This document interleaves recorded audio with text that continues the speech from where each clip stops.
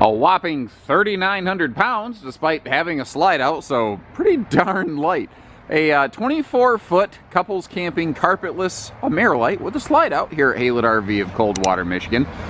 Folks just swapped it out. We have our rental fleet here at Haylett RV. We take care of those things, and when we recycle that fleet, we pretty much blow them out of here.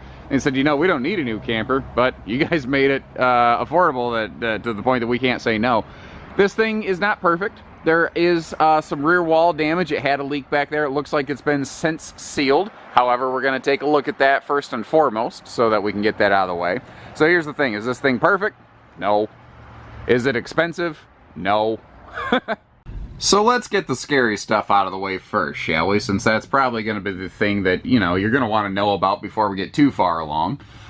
The rear wall, it looks like the roof termination strip at one point had a seam failure. Which is fancy talk for leak. And the termination strip, if you don't know, where the rear wall meets the roof, that's called a termination strip.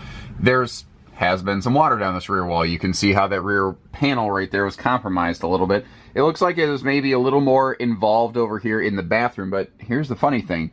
They went through and the really rough wall panels, it looks like they had replaced those with something that's a little bit more like a, I don't know, like a fiberglass. It's a fiberglass panel is what they put in here.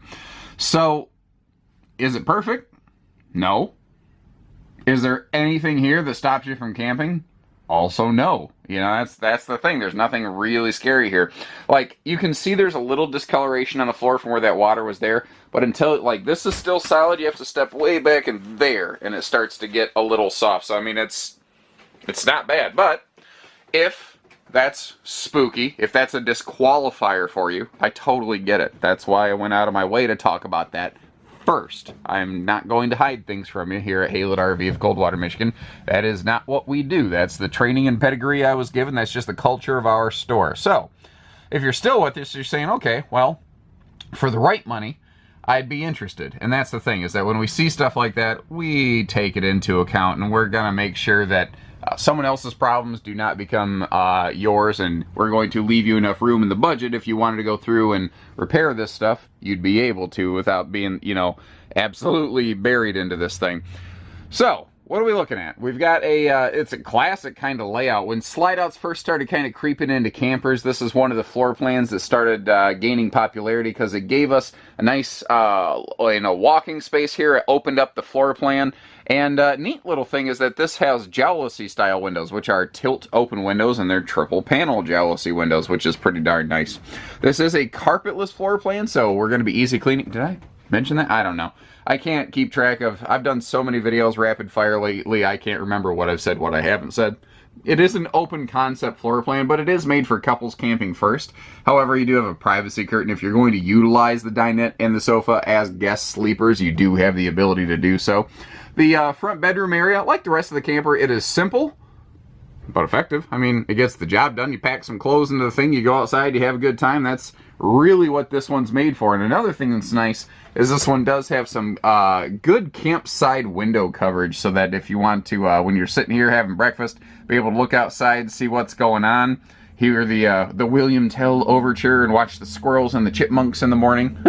Then you've got a nice little viewing window to get that done. I like the light colors in here too. I think overall, given the year of the RV, the exterior actually doesn't look too bad. There's some crack-a-lacking of the decals here and there. Absolutely. I went out of my way to show you this thing is not perfect. But I think what I would do on stuff like that, just get a power washer and just blast the last of those decals off if they start to flake.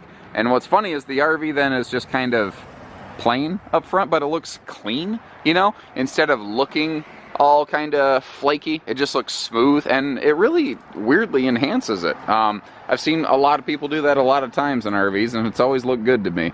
Maybe it's just personal. The tires here actually don't look bad either. I don't see any sort of weather cracking or anything. I think overall, I mean, the people use this. They used it a lot.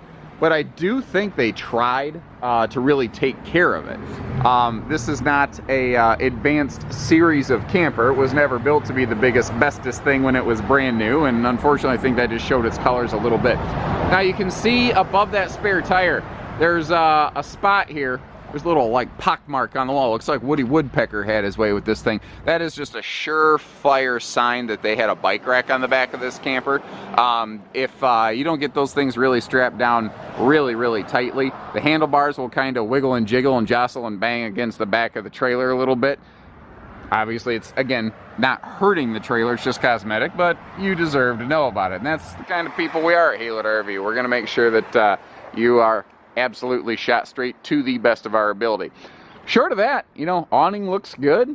I don't see anything else that's like a super concern. It's just going to be a low-dollar budget trailer. If you've never had a camper and you wanted to kind of get started in your RV adventures before you went brand new and spent a lot of money, this would be a very good way. Get something like this, spend a season in it, learn the ropes, figure out what you like, what you don't, and then swap it out for the RV that will better fit you. Because the tricky part, like I tell people all the time, try to buy your second camper the first time, but you don't know what you don't know.